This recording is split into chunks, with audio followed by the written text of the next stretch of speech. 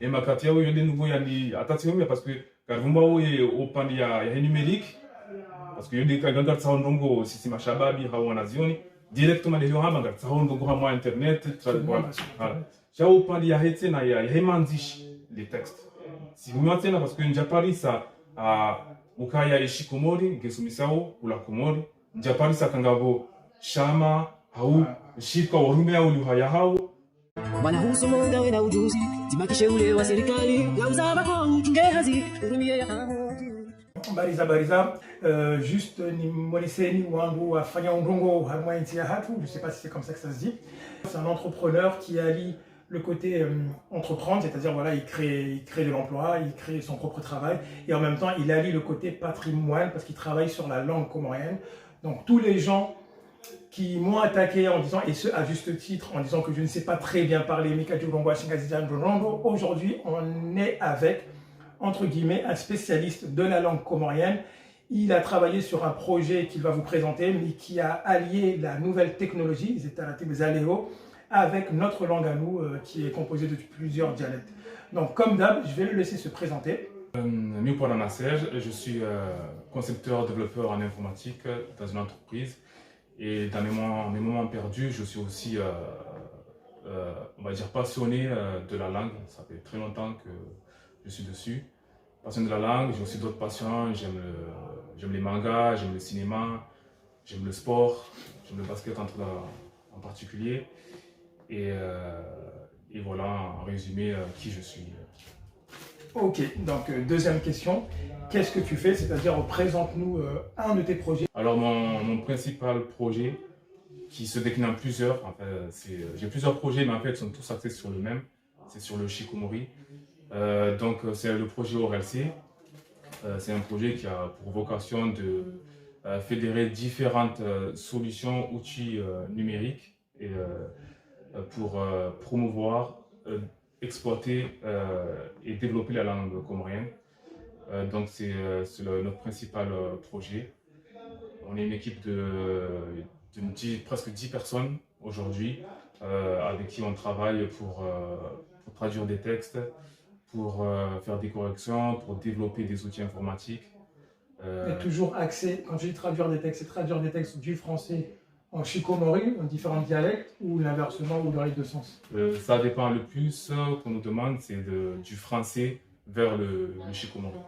Est-ce que tu as un exemple de texte que tu as traduit? Je ne sais pas si c'est des auteurs connus ou méconnus, ou tu as un exemple à nous donner concret? Ouais, par exemple, les contes, les fables, comme Les Petits Chaperons Rouges, souvent on nous demande de traduire ce genre de texte-là.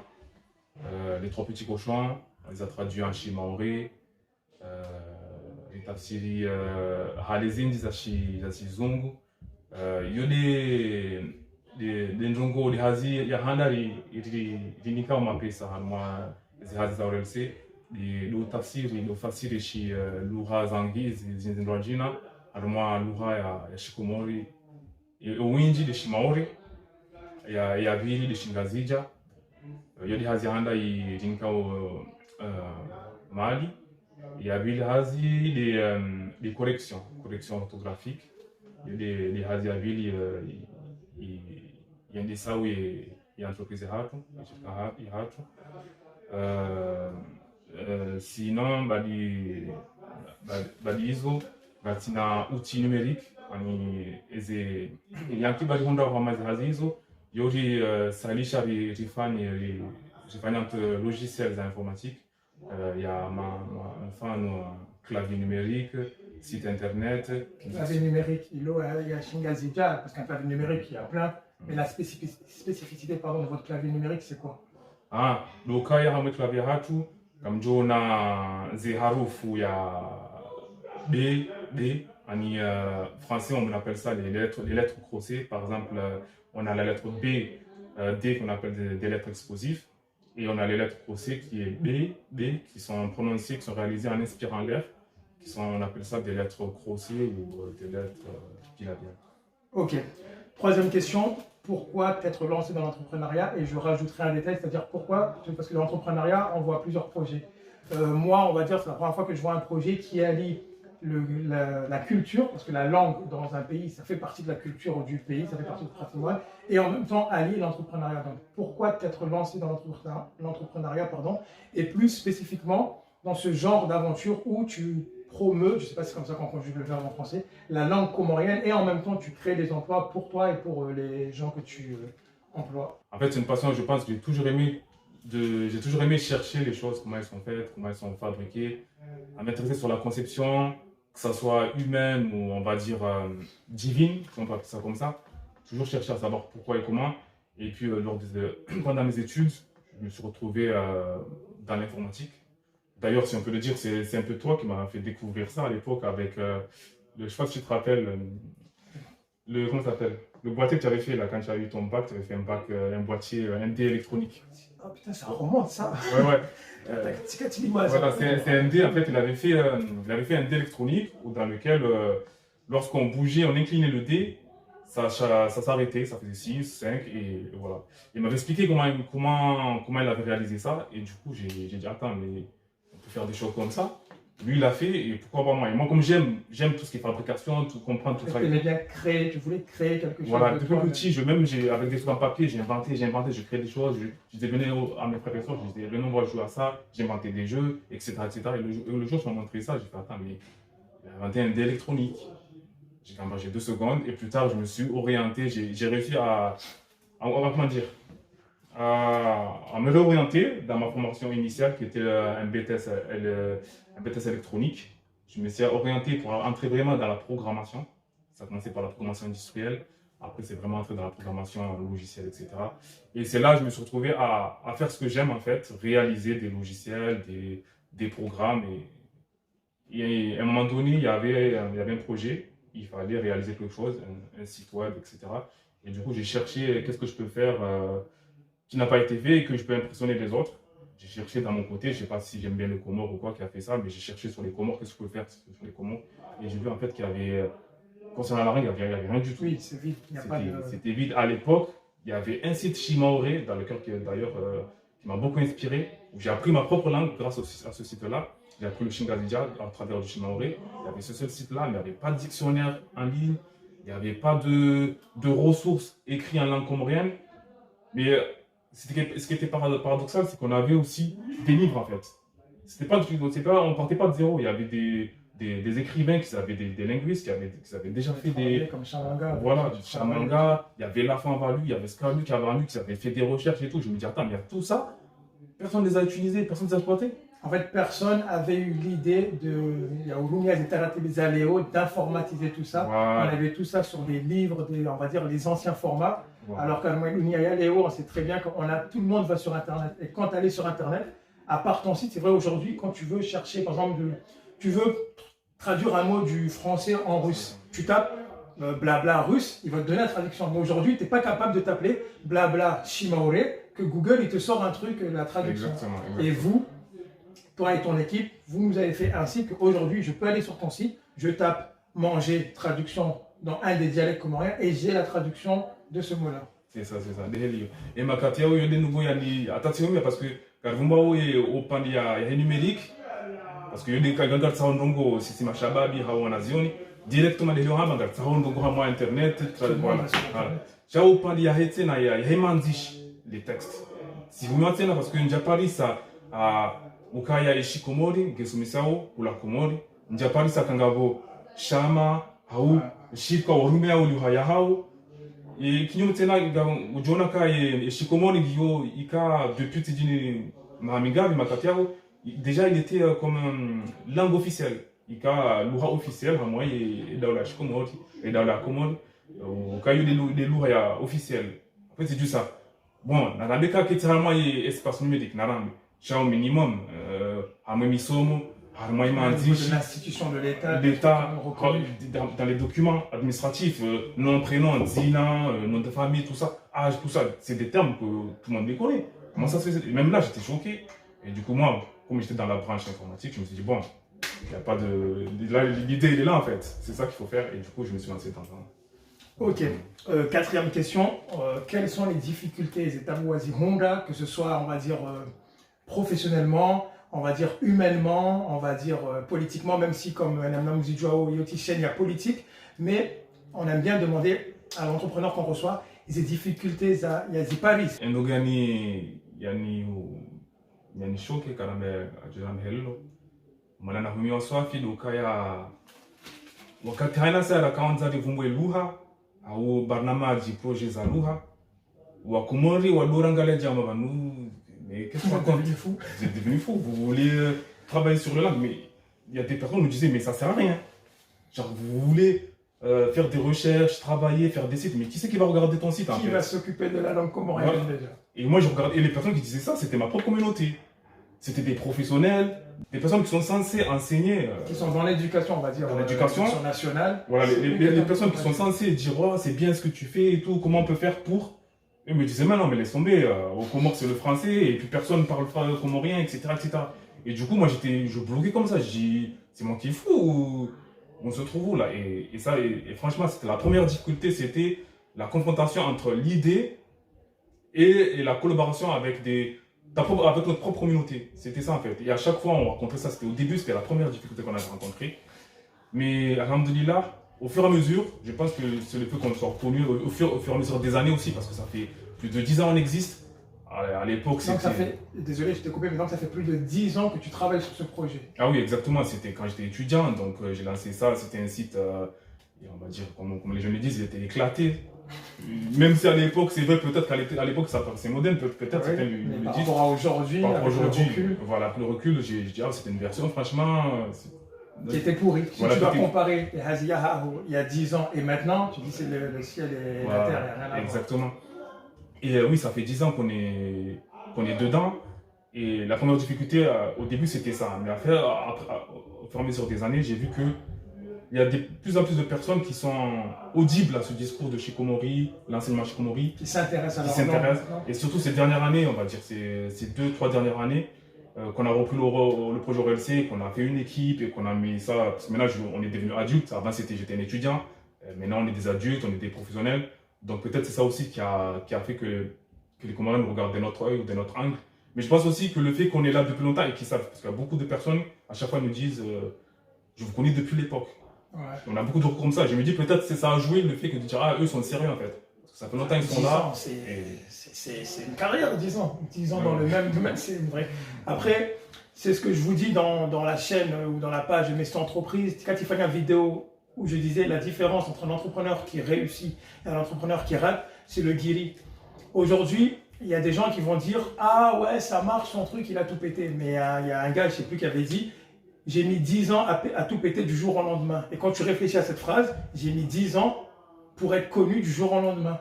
Donc, il ne faut pas oublier que, ouais, aujourd'hui, tu es connu du jour au lendemain, mais ça fait 10 ans qu'il travaille dessus.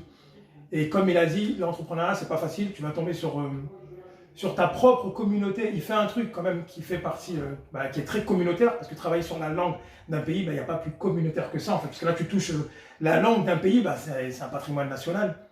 Et c'est sa propre communauté, notre propre communauté, qui l'ont mis des bâtons dans les roues. Et pour moi, on va dire, en tant qu'entrepreneur, il y a des signes qui montrent que tu détiens quelque chose. Quand tu veux te lancer dans quelque chose et que ça fait beaucoup de bruit, que les gens ils commencent à dire « Ouais, non, mais là, pour moi, ça veut dire que tu tiens quelque chose. » Si tu lances un truc, tout le monde s'en fout, en fait, voilà, tu fais rien. En fait. Mais quand les gens commencent à dire « C'était qui? C'était Idriss Aberkan ou je ne sais plus quel gars connu qui avait dit « Toute révolution passe toujours par 3 phases, c'est-à-dire ridicule, dangereux et évident. » Et je pense que toi, tu es passé par ces 3 phases-là, où les gens ils ont dit c'est ridicule, ils se sont moqués de toi. Et après, les gens vont dire non, mais lui, il est fou, il est dangereux, il veut nous ramener des codifications. Et maintenant, tout le monde dit ah ouais, mais heureusement qu'il a fait ça, il fallait que quelqu'un fasse ça. Et si tu fais une révolution qui ne passe pas par ces 3 phases-là, c'est pas une révolution. Elle doit passer obligatoirement. Vous prenez toutes les grandes révolutions, Unia, Kamili, toutes les révolutions, le droit de vote de la femme, tous les trucs, ils passent par toujours ces 3 types. Ridicule, dangereux, ils vont vous dire non, il faut le stopper parce que lui, il vient nous ramener les états des achifaran, ça, il veut foutre la merde chez nous. Et évident dans le sens que tout le monde va dire ah, mais non, mais il fallait un truc comme ça fait 10 ans qu'on attend ça. Je voudrais juste revenir sur une deuxième difficulté qu'on a rencontrée. Une deuxième difficulté, c'était, on va dire, une difficulté plutôt technique. Ces dernières années, on a essayé de collaborer avec des personnes aux Comores. Et souvent, on a vu que les personnes, soit elles avaient un manque de connexion Internet, manque d'efficacité, c'est-à-dire des choses qui paraissent claires dans les échanges. Par exemple, discuter pendant 1 heure, un entretien avec une personne, tout est clair, il nous semble. Et puis le lendemain, on se dit qu'en fait, il n'avait rien compris. Et Problème de communication. c'est une dinguerie. On a fait ça plusieurs fois. On a dit non, mais c'est pas possible. La personne, voilà, entre les problèmes de communication, problèmes de réseau, et des fois même, c'est carrément au niveau de l'outil, l'utilisation de l'outil de communication, par exemple WhatsApp. Des fois, il faut guider les personnes pour Pour qu'ils puissent utiliser WhatsApp. voilà, utiliser WhatsApp pour faire une conférence. Et des fois, on perd un temps énorme sur des trucs qui aujourd'hui doivent être rapides, quoi. On se connecte, on discute direct. Mais problème de si, où je dois appuyer où, le micro il marche pas, et toi tu es ici, tu dois expliquer à une personne comment régler le son. Se coordonner Voilà. pour travailler. Et ça, c'est la deuxième difficulté qu'on a rencontrée. On a raté des projets à cause de ça. Des personnes, oh là là, allez, la dernière difficulté, je vais dire, c'est le gouvernement. Ouais, là, je suis désolé, je vais le dire, le gouvernement. On était avec une grosse société gouvernementale avec qui on devait travailler. Malheureusement, j'ai appris avec des personnes qui travaillent dans le gouvernement qui m'ont dit qu'en fait, chaque année, apparemment c'est une tradition, chaque année le président, il change il remanie le gouvernement, je ne sais pas comment ils appellent ça, il remanie le gouvernement, donc il change les personnes, les postes, etc., etc. Donc nous, on est arrivé dans une année, on a commencé des projets ensemble, je ne vais pas le dire parce qu'on va maintenant, ce projet il est à nous maintenant, il n'est plus à c'est plus un projet partenaire avec l'État. Donc on a commencé et franchement c'est un projet. Demain, si vous revoyez cette vidéo-là et vous voyez l'application sortir, vous allez dire, mais ils ont raté ça l'État. Malheureusement, il y a eu le gouvernement, il y a eu problème d'élection, pas élection. C'était plus les mêmes personnes. Voilà. Et comment ça s'est passé? C'était juste, on m'a dit que le président, à la fin de l'année, il a fait un remaniement gouvernemental, il a changé tous ses postes. Et on avait un nouveau directeur dans le cadre dans lequel on travaille. On a dit OK, on a renvoyé les mails, on a fait des échanges et tout. Notre projet n'était plus dans l'ordre du jour. Les nouvelles personnes, ils ont dit nous, on ne veut plus ce projet-là. Voilà, exactement. Et ça, franchement, on était vraiment dégoûtés parce que c'est le porteur du projet, on voyait personne à part l'État faire ça. Mais au final, on s'est dit bon, c'est peut-être un mal pour un bien. Au final, on a repris le projet et demain il va sortir, Inch'Allah. Et voilà, quoi, on fera avec les personnes qui seront partants. On fera, vous allez voir que ça n'est pas très important. Mais voilà, pour résumer, une dernière difficulté, c'est l'État ne n'aide pas, il ne nous aide pas. Le gouvernement, si c'est vraiment une tradition que de changer les personnes qui sont à la tête de chaque ministère ou chaque service public, qui soient sérieux et qui reprennent les projets, qui font une suite de projets, et que le temps qui était là avant, même si les interlocuteurs changent, mais qu'ils n'arrêtent pas du jour au lendemain voilà, alors que vous avez initié des choses. Voilà, c'est ça une difficulté que je voulais évoquer. Donc l'autre question, généralement on demande aux personnes qu'on interviewe, qu'est-ce qu'ils pensent de la chaîne Mestou. J'aime bien dans Mestou, c'est ce côté franc-parler, c'est direct. Ça ne respecte pas le code, que ce soit dans l'image ou dans le direct. C'est directement, on a une problématique, voilà comment je vous dis, voilà comment les solutions ils sont.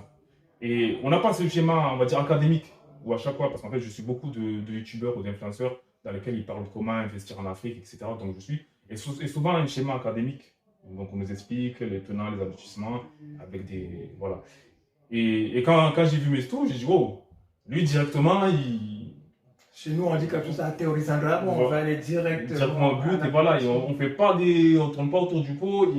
Et je pense que c'est à la portée de n'importe qui. On regarde une vidéo Mestou, on comprend direct en fait, parce que ça nous parle. Quand on regarde les historiques ou les choses que tu dis, que tu racontes, que tu as traversées, c'est du vécu, ça parle à tout le monde et tu te sers de ça pour exposer ta situation ou tes choix ou les choix qu'il faudrait faire. Et ça, j'aime bien ce schéma-là de vidéo en fait. Si tu avais un message à donner aux jeunes, aux moins jeunes, aux gens qui nous écoutent, ce serait quoi le message que tu voudrais donner? Peu importe le message que tu aimerais lancer là aux gens qui nous écoutent à moi et vidéo. Alors déjà, ouais, c'est un message que je pense vraiment, je crois vraiment à ce truc-là, c'est que pour l'Afrique, parce que là je ne vais pas parler comorien parce que je pense que ce truc-là est valable sur tous les pays africains, c'est qu'il faudrait que les Africains se rapproprient leur culture, leur langue. Et je pense que si l'Africain il se rapproprie sa culture ou sa langue déjà, tout ce qu'il va entreprendre, parce qu'on parle des entrepreneurs, tous les entrepreneurs qui se rapproprient leur langue, leur culture, chaque fois qu'ils vont entreprendre, ils vont faire des choses que personne n'aurait pensé. C'est-à-dire, pas en soi une innovation, mais c'est-à-dire la méthode, la manière. Il va faire des choses qui se marient par rapport à son environnement, parce qu'il maîtrise la langue, il maîtrise la culture. Donc du coup, il va raisonner par rapport à tous ces paramètres-là, il va faire quelque chose, des produits, ou des jeux, ou je ne sais quoi, que les gens vont regarder, ah ouais, ils ont fait des choses. Mais si on ne maîtrise pas notre langue, on arrive avec le français, et on veut entreprendre avec juste du français, on va faire des choses, mais qui existent déjà, on va les améliorer. Voilà. Et je pense que voilà, si j'ai un message à dire aux entrepreneurs, nam rongwe shikomori, nam sumi shikomori, nam angalie utamaduni ya hanyu, hamwezi nchi za hanyu ile zilio, mwandisi halama development ya hanyu, haweze project hanyu kamjona ka hainanuka mjufanya ngejo ulingana numuhala mlio no mati heli ilio. Pour terminer, dans mon affiche, j'ai écrit Djiroumé en 2 mots. J'ai hésité si c'est un seul mot, donc l'avis du professionnel. Est-ce qu'il faudrait que je corrige? J'écris Djiroumé Komori en un seul mot ou en 2 mots? En plus, il me reste 30 secondes. Djiroumé, c'est un seul mot. Okay. C'est un seul mot tout simplement parce qu'en fait, le Dji en comorien, c'est un préfixe et on ne peut pas l'utiliser tout seul. Tout seul, en fait, c'est une histoire de grammaire. Et ça va toujours ensemble et du coup on pourrait mettre devant, derrière, etc. Bon, c'est une histoire de grammaire, c'est une règle grammaticale. C'est une règle grammaticale. Ok, donc je pense qu'on va arrêter la vidéo là. Suite à cette vidéo, je vais corriger mon affiche et namlalau non. Wanahusu mongawe na ujuzi, timakishe ule wa serikali, lauza kwa uchunge hazi, urumie ya hamu, uledi manga unuzi, kabodi ya sharanga matembezi, ijo shindari zirumi.